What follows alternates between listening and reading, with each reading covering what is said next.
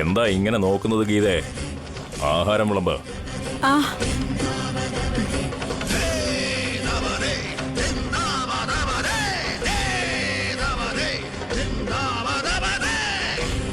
ഇനി പറ, എന്താ കാര്യം? ഒന്നുമില്ല, ഒന്നുമില്ലെന്നേ. എന്നെ കാണുന്നത് നിനക്ക് പേടിയാണെന്നറിയാം, പക്ഷേ സത്യം മറച്ചു വെക്കാനുള്ള ധൈര്യം നിനക്കില്ല ഗീതേ.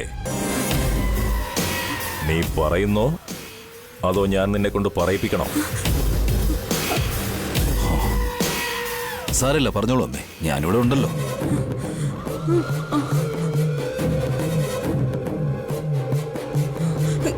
ശിവാനി, ശിവാനി വീട്ടിലില്ല.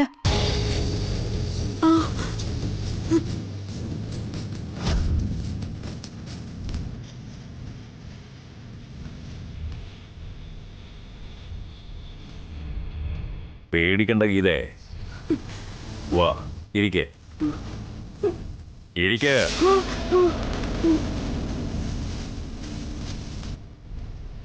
എന്റെ അടുത്തിരുന്ന് നീ ഇതുവരെ ആഹാരം കഴിച്ചിട്ടില്ല, ഇന്ന് കഴിക്കേ. ആഹാരം കഴിക്കാൻ നിന്റെ അമ്മയോട് പറയദേവാ. അമ്മേ, ശിവാനി വന്നതിന് ശേഷം കഴിക്കാന്ന് പറയണ്ട, ഇനി അവളെ താമസിച്ചാലോ. എനിക്കിപ്പോ വിശപ്പില്ല. വിശപ്പില്ലാത്തവരാണല്ലോ എപ്പോഴും ഇങ്ങനെ ശാന്തമായി ഇരിക്കുന്നത്. നീ ഉണ്ടാക്കിയ കൂട്ടാൻ നല്ല രുചിയുണ്ട്. അപ്പോ ശിവാനി എവിടെ പോയെന്നും ചോദിക്കുന്നില്ല അച്ഛാ? അവളെ എവിടെ പോകാനാടാ? തുള്ളിച്ചാടിപ്പോകുന്ന മാനിനെ കണ്ട് പെട്ടെന്ന് വേട്ടയാടാൻ തീരുമാനിക്കരുത്. ക്ഷമയോടെ കാത്തിരിക്കണം, വല വിരിച്ച് കാത്തിരിക്കണം. ഗൗതം പോയി അവളെ കൂട്ടിക്കൊണ്ടുവരും.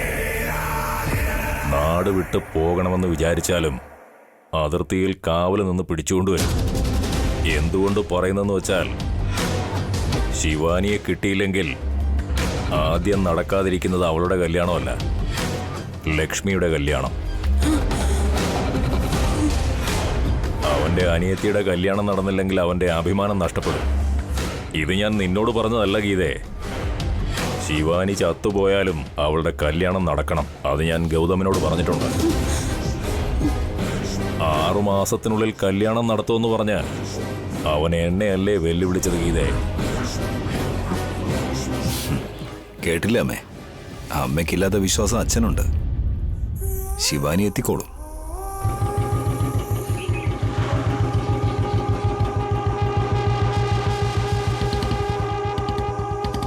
അത് ഗൗതമിന്റെ വണ്ടിയാ, ശബ്ദം കേട്ടാൽ മനസ്സിലാവും.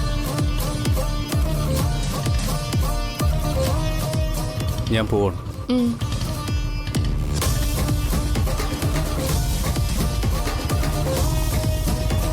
ചേട്ടാ, ഒരു മിനിറ്റ്.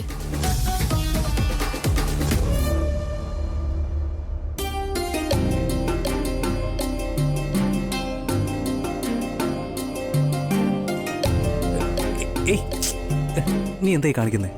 ഞാൻ മുഴുവൻ നനഞ്ഞു. ഞാൻ കാരണം ചേട്ടനും നനഞ്ഞില്ലേ? എനിക്ക് തണുക്കുന്നു എന്ന് പറഞ്ഞപ്പോ ചേട്ടന്റെ ഷർട്ടും തന്നു.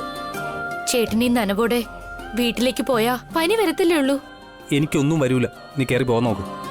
എന്തിനാ ഇങ്ങനെ ദേഷ്യപ്പെടുന്നേ? ചേട്ടന് പനി വന്നാ പിന്നെ ആ 4 അനിയത്തിമാര് എന്നോട് വഴക്കിന് വരാനാണോ? എന്തിനാ ഇങ്ങനെ കിടന്ന് നിലവിളിക്കുന്നേ? ചേട്ടാ, ഒരു പെൺകുട്ടി ഇങ്ങനെയൊക്കെ പറയുന്നുണ്ടെങ്കിൽ അത് നല്ലതിന് വേണ്ടിയാ. അതേ പെണ്ണ് തൊണ്ട വരണ്ടിട്ടും ഇങ്ങനെ സംസാരിക്കുകയാണെങ്കിൽ മറ്റൊരു പെണ്ണിനെ രക്ഷിക്കാൻ വേണ്ടിയിട്ടാണെന്നർത്ഥം. ഒന്ന് മനസ്സിലാക്ക്. എന്റെ ജീവിതമോ ഇങ്ങനെയായിപ്പോയി. അറ്റ്ലീസ്റ്റ് ലക്ഷ്മിയുടെ ജീവിതമെങ്കിലും നന്നായിരിക്കണം. അവക്ക് എന്താ പറ്റിയത്? ഒരു നല്ല ബന്ധമല്ലേ അവക്ക് കിട്ടിയത്? ദേവനെ പോലെ നല്ലൊരു ഭർത്താവിനെ കിട്ടിയില്ലേ? ചേട്ടാ, ദേവേട്ടന്റെ ഒരു മുഖം മാത്രമേ കണ്ടിട്ടുള്ളൂ. മറ്റൊരു സ്വഭാവം കൂടി കാണണം. എനിക്ക് മനസ്സിലായി. ദേവനെ മാത്രമല്ല, അവന് ജന്മം നൽകിയ അവന്റെ അച്ഛനെയും കൂടെ മനസ്സിലാക്കണമെന്നല്ലേ നീ പറഞ്ഞു വരുന്നത്? നിന്റെ വല്യച്ഛൻ ഒരു വൃത്തികെട്ടവനും രാക്ഷസനുമാണെന്ന് എനിക്ക് നന്നായിട്ട് അറിയാം. അയാളുടെ കൂടെ എൻ്റെ അമ്മായി ഇത്രയും നാൾ ജീവിച്ചില്ലേ? അതുകൊണ്ട് മരുമകളായിട്ട് എൻ്റെ അനിയത്തിയും ജീവിച്ചോളും. എനിക്ക് ഇതിൽ കൂടുതലൊന്നും പറയാൻ കഴിയില്ല. എന്നാൽ ചേട്ടൻ ഇതിനെക്കുറിച്ച് നന്നായിട്ട് ആലോചിക്കണം. ഇഷ്ടമല്ലാത്തൊരു സ്ഥലം പെൺകുട്ടികൾക്ക് ഒരു നരകമാണ്. ചേട്ടന്റെ അനിയത്തിമാരെ പൂവ് പോലെയാ വളർത്തിയിരിക്കുന്നത്. ഇവിടെയോ ദൈവങ്ങൾക്ക് പോലും പൂ വെക്കാൻ സമ്മതിക്കില്ല ചേട്ടാ. നോക്ക് ശിവാനി, സത്യം പറഞ്ഞാൽ ഞാൻ ദേവനെ അല്ലാതെ ഈ വീട്ടിലുള്ള വേറെ ആരെ പറ്റിയും ചിന്തിക്കുന്നില്ല. ദേവനൊരു ഗവൺമെന്റ് ജോലിയിലല്ലേ ഇരിക്കുന്നത്. 6 മാസം കഴിയുമ്പോൾ ദേവൻ എവിടെയെങ്കിലും ട്രാൻസ്ഫർ കിട്ടി ലക്ഷ്മിയും കൂട്ടിക്കൊണ്ട് അങ്ങ് പോകുമല്ലോ. അതിനുശേഷം അവൾ ഈ വീട്ടിൽ സ്ഥിരമായിട്ട് നിൽക്കേണ്ട കാര്യം പോലുമില്ല. എൻ്റെ ലക്ഷ്മി എവിടെ വേണമെങ്കിലും ജീവിച്ചോളും. അങ്ങനെയുള്ള കഴിവ് തന്നെ അവളുടെ ഏറ്റവും വലിയ അനുഗ്രഹവും. നീ ചെല്ല്. ഞാൻ എന്തൊക്കെ പറഞ്ഞാലും ചേട്ടനത് നിസ്സാരമായ കാണുന്നത്. അതുകൊണ്ട് ഞാനൊന്നും പറയാത്തെ.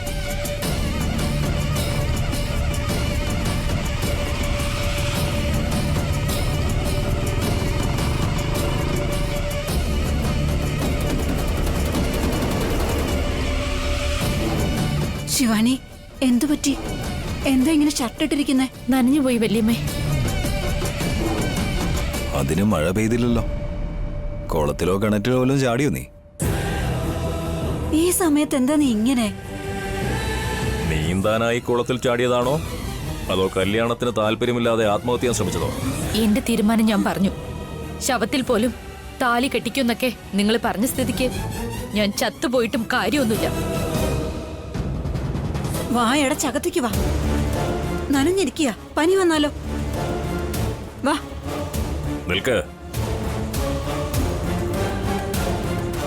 ആ ഗൗതമിന്റെ ഷർട്ട് നിന്റെ ശരീരത്തിൽ കിടക്കുന്നത് എനിക്കിഷ്ടമല്ല. അത് അഴിച്ചു മാറ്റുക. ഇതേ അകത്തേക്ക് കൊണ്ടുപോയിട്ട് അഴിച്ചു മാറ്റാൻ.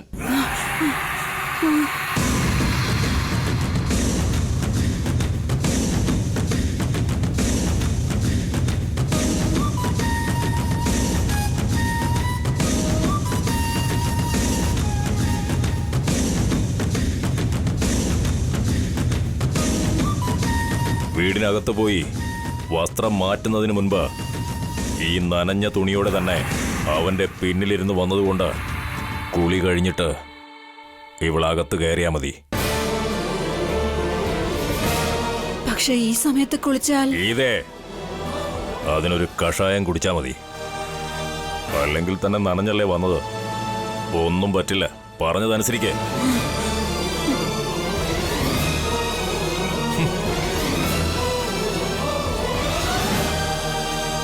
അച്ഛന്റെ പിടിവാശി അമ്മയ്ക്ക് അറിയാവുന്നതല്ലേ?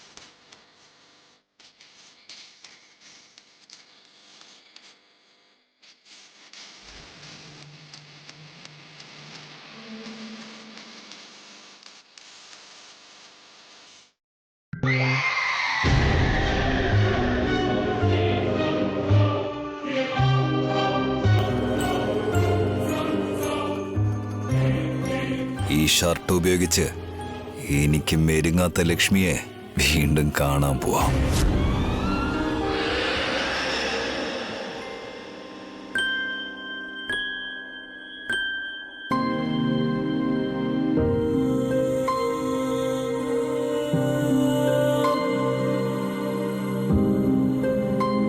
ചേച്ചി കഴിക്ക്.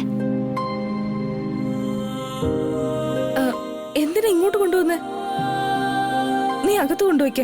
ചേച്ചി ഇവിടെയല്ലേ ഇരിക്കുന്നേ? വാശി പിടിക്കാതെ അകത്ത് കൊണ്ടുവയ്ക്ക. ഭക്ഷണം തണുത്തു പോകും ചേച്ചി. എനിക്ക് വിശക്കുന്നില്ല ദുർഗ. ചേച്ചി കാര്യം ഏട്ടനോട് പോയി പറ. എന്നെ മാത്രമല്ല ഏട്ടനെ കൂടെ ബുദ്ധിമുട്ടിക്കാനാ നീ ഇങ്ങോട്ട് വന്നത്.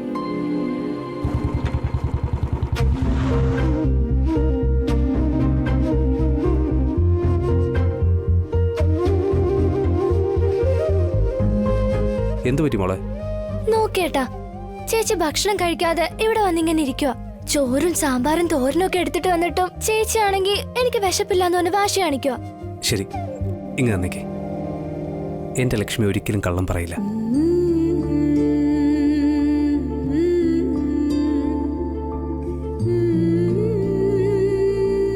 ദേവേട്ടന്റെ കാര്യത്തില് ഞാൻ ഏട്ടനോട് കള്ളവാ പറയുന്നത്. ഇത്ര രാത്രിയായിട്ടും ഞാൻ എന്താ തിരിച്ചു വരാത്തേന്ന് ഓർത്ത് നിന്റെ വിശപ്പും മറന്ന് നീ എന്നെ കാത്തിരിക്കുമായിരുന്നു അല്ലേ? അതല്ലേ സത്യം? ഇല്ല ഏട്ടാ, ഞാൻ റെസ്റ്റോറന്റിൽ വെച്ച് ഒരുപാട് കഴിച്ചായിരുന്നു. അങ്ങനെയാണെങ്കിൽ ചേച്ചിക്ക് അവിടെ നിന്ന് ഒരു പാഴ്സലും കൂടി മേടിച്ചുകൂടായിരുന്നോ? ഇങ്ങനെ സംസാരിക്കുന്നുള്ളത് കൊണ്ടാ ലക്ഷ്മി ആദ്യമേ നിന്നോട് അകത്തേക്ക് കയറി പോകാൻ പറഞ്ഞത്. ഞാൻ പൊക്കോളാം ഏട്ടാ, പക്ഷെ അതിനു മുന്നേ ഏട്ടൻ ചേച്ചിക്ക് ഒരു 3 വാ എക്സ്ട്രാ വെച്ചു കൊടുക്ക്. ഞാൻ സ്നേഹത്തോടെ ഭക്ഷണം എടുത്തോണ്ട് വന്നിട്ടും എന്നോട് വഴക്കുണ്ടാക്കുക. ശരി, വിട്ടുകള മോളെ, നീ അകത്തേക്ക് പൊയ്ക്കോ. കഴിക്കുമോളെ. ഇത്രയും സ്നേഹത്തോടെ ദേവേട്ടൻ എന്നെ നോക്കുക ഏട്ടാ. കല്യാണത്തിന് ശേഷം എന്ത് സംഭവിക്കുമെന്നോർത്ത് എനിക്ക് നല്ല പേടിയുണ്ട്.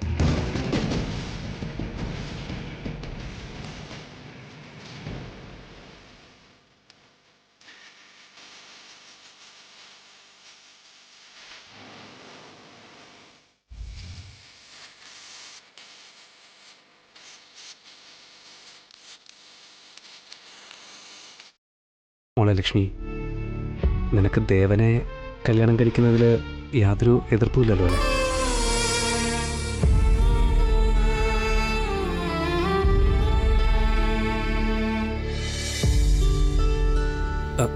മോളെ ലക്ഷ്മി, ഞാൻ ചോദിച്ചതിന് മറുപടി താ. എന്താ ഏട്ടാ അങ്ങനെ ചോദിച്ചേ? ഒന്നുമില്ല. ഒരു തവണ നിന്നോടങ്ങനെ ചോദിക്കാൻ എനിക്ക് തോന്നി. ഞാനങ്ങനെ ചോദിച്ചു എന്ന് വെച്ച് നീ വിഷമിക്കണ്ട കേട്ടോ. എനിക്ക് വിഷമമൊന്നും തോന്നിയില്ല ഏട്ടാ. കുഞ്ഞിലെ മുതലേ ദേവേട്ടനാണ് എന്നെ കല്യാണം കഴിക്കാൻ പോകുന്നതെന്ന് എല്ലാരും പറയാറുണ്ടായിരുന്നില്ലേ? അതെനിക്കിപ്പോഴും ഓർമ്മയുണ്ട്. ഇനി അത് യാഥാർത്ഥ്യമാവാനും പോവാ. എനിക്കതിൽ വലിയ സന്തോഷമുണ്ട് ഏട്ടാ. ഏട്ടൻ വാരിത്താ ഏട്ടാ. ഏട്ടൻ എനിക്ക് വാരിത്തരുമ്പോ അമൃത കഴിക്കും പോലെയാ. കഴിക്കേ.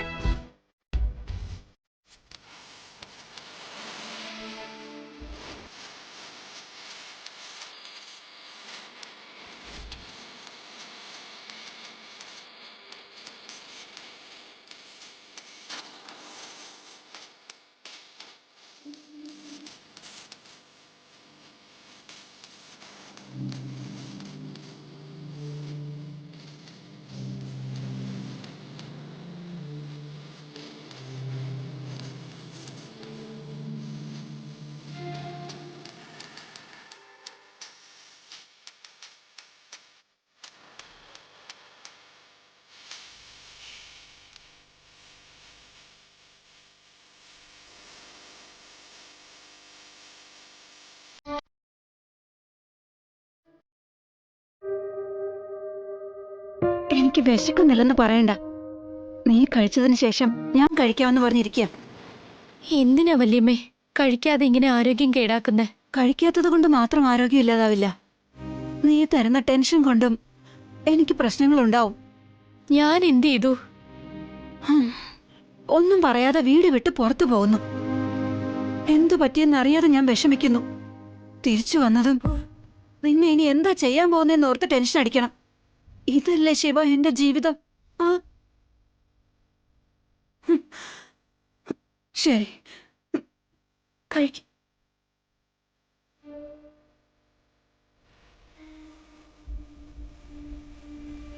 നീ നോക്ക് ശിവാനി, നിനക്ക് വിജയെ വിവാഹം കഴിക്കാൻ തീരെ താല്പര്യമില്ലെന്നുള്ള കാര്യം എല്ലാവർക്കും അറിയാം മോളെ.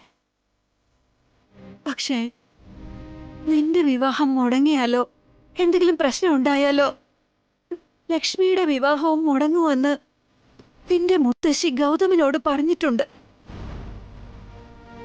എന്റെ കല്യാണവും ലക്ഷ്മിയുടെ കല്യാണവും എന്തിനാ ഇങ്ങനെ കൂട്ടിക്കൊഴിക്കുന്നത്?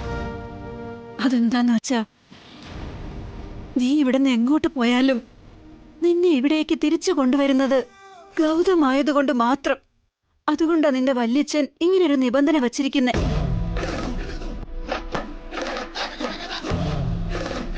നിന്റെ സഹോദരിയുടെ കല്യാണം നടക്കണമെങ്കിൽ എന്റെ പേരക്കുട്ടി ശിവാനിയുടെ കല്യാണത്തിന് ഒരു തടസ്സവും വരാതെ നോക്കേണ്ട ഉത്തരവാദിത്വം നിനക്കാണ്.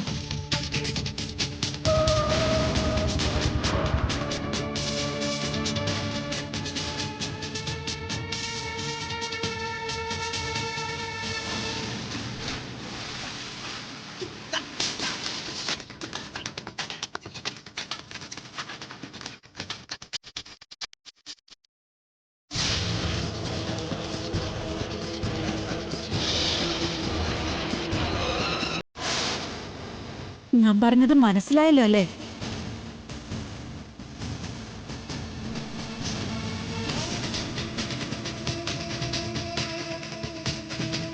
ഗൗതമിന് വേണ്ടിയെങ്കിലും നീ സമാധാനമായിട്ടിരുന്ന് ഈ വിവാഹം നടക്കാൻ അനുവദിക്കണം.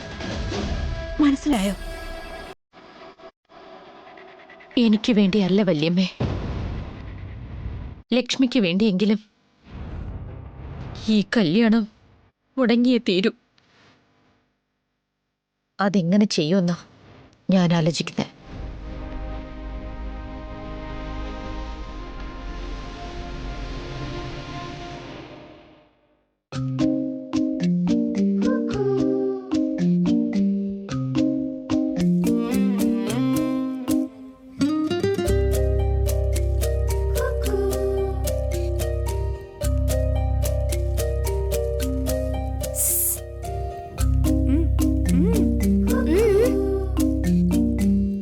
ആഹാ, നല്ല ഭംഗിയായിട്ടുണ്ട്.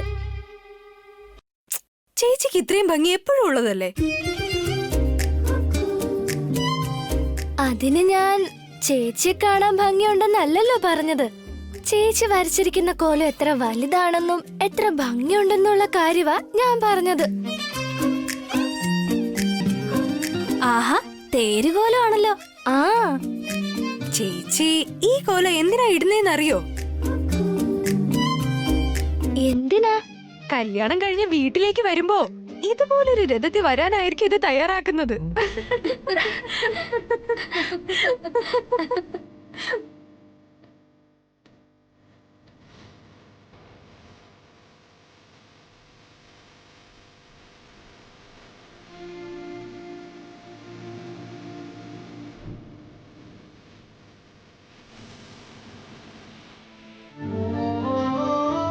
നന്ദു, നന്ദു, ആ നന്ദു, എന്താ ഏട്ടാ? കണക്കെഴുതിയ ബുക്ക് എവിടെയാ വെച്ചത്? ചേട്ടനല്ലേ രാത്രി കണക്കെഴുതിട്ട് എവിടെയാ വെച്ചത്?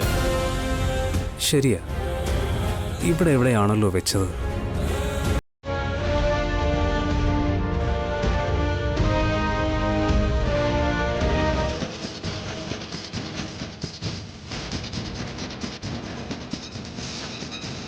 ശരി, നീ ഒന്ന് നോക്കിയേ. ശരി ഏട്ടാ.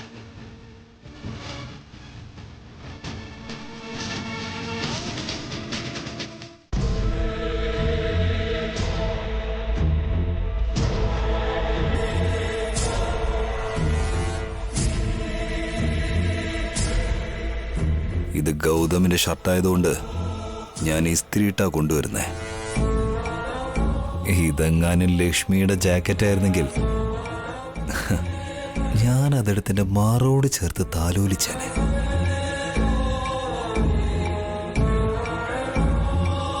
ചേച്ചി രഥം വരച്ചല്ലോ, പക്ഷെ അത് വലിച്ചിട്ട് പോകാനുള്ള ആളെ വരച്ചില്ല. ശരിയാണല്ലോ, ആളുകളൊക്കെ എവിടെ? ഏയ്, ഞാനിവിടെ വീടിന്റെ മുൻവശം ഭംഗിയാവാൻ വേണ്ടി കോലം ഇട്ടുകൊണ്ടിരിക്കുന്നു. നിങ്ങൾ എന്തിനാ എന്നെ കളിയാക്കുന്നേ? കളിയാക്കിയതല്ല ചേച്ചി, കളിക്ക് പറഞ്ഞതാന്ന് കരുതിക്കോ. ആ, നമ്മള് മൂന്നുപേരെ രഥം ഏൽപ്പിച്ചിട്ട് അതിൽ ഏട്ടനും ചേച്ചിയും കയറി ഇരുന്നിട്ട് നമ്മളോട് വലിച്ചോണ്ട് പോവാൻ പറയോ എന്തോ. ഓ ഇല്ല, നിങ്ങളെ കൊണ്ട് ഞാൻ അങ്ങനെ ചെയ്യിക്കോ?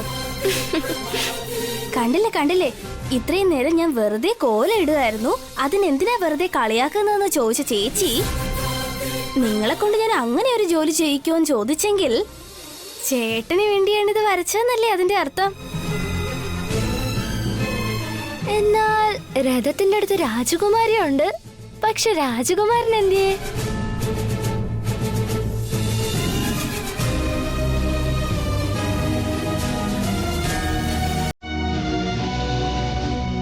ചേട്ടാ ദേ ഇവിടെ ഇരിപ്പുണ്ട് കണക്ക് പുസ്തകം. ഇവിടെയാ വെച്ചിരുന്നേ.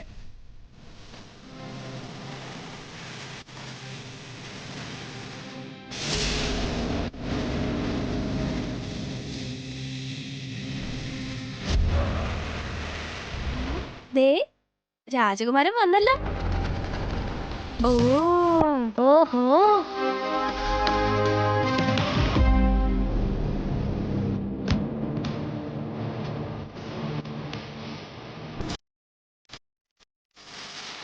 രാവിലെ തന്നെ ഇയാളെന്തിനാ ഇങ്ങോട്ട് വന്നത്?